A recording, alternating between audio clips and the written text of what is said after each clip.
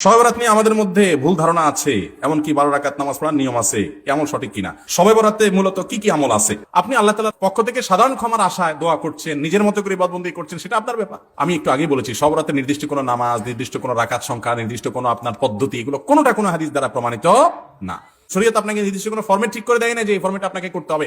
আমরা অনেকেই 5 ওয়াক্ত নামাজের খোঁজ খবর নাই, কিন্তু শবে বরাতের নামাজের রাকাত সংখ্যা, পদ্ধতি এগুলো আমাদের মুখস্থ এবং খুব প্র্যাকটিস করি। এর অন্যতম কারণ হলো আমরা মনে করি ওই রাত্রে ভাগ্য ঠিক হয়। অতএব এই রাত্রে যদি আল্লাহর কাছে একটু দোয়া দরুদ করে নামাজ কালাম করে ভাগ্যটা নিজের পক্ষে করে নেওয়া যায়, তো আবার আগামী 1 বছর যা মনে চায় করব। বাংলাদেশের সবচেয়ে বেশি মানুষ মসজিদে আসে কোন রাতে?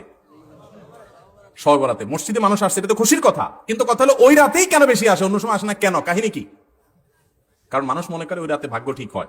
যেহেতু ভাগ্য ঠিক হয়, অতএব এই এক রাতে আইসা ভালো করে ফুসলায়া ফাসলায়া দোয়া দুরুদ করে টোরে আমি যদি সব নিজের পক্ষে করে নিতে পারি, তাহলে এবার সারা বছর আবার যা মানুষ তা করলাম।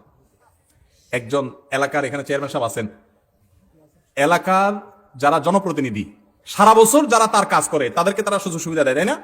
ভোটের সময়, নির্বাচনের সময় কোনো সময় তোমার চেহারা দেখা যায় না চান্দু, রিলিফের চাইলে আসা পরে তুমি এসে হাজির হয়ে গেছো ভাগ নেওয়ার জন্য। কি বলেন, চেয়ারম্যান সাহেব তারা খুব পছন্দ করে দিবে না দৌড়ানে দিবে?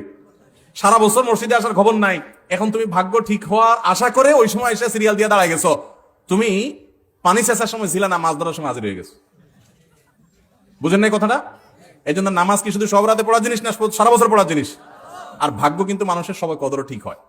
সূরা দোখান আয়াত নম্বর 3 এবং 4 পড়বেন। আল্লাহ সুবহানাহু ওয়া তাআলা বলেছেন, ইন্না আনজালনাহু ফি লাইলাতিন মুবারাকাতিন ইন্না কুন্না মুনজিলিন ফিহা ইউফরাকু কুল্লু আমরিন হাকিম। সবাই ওই যে রাতে কোরআন নাযিল হয়েছে সেটা লাইলাতুল কদর, সে রাতে সমস্ত গুরুত্বপূর্ণ বিষয়গুলো ধার্য হয়ে থাকে। আল্লাহ আমাদের বোঝার তৌফিক দান করুন।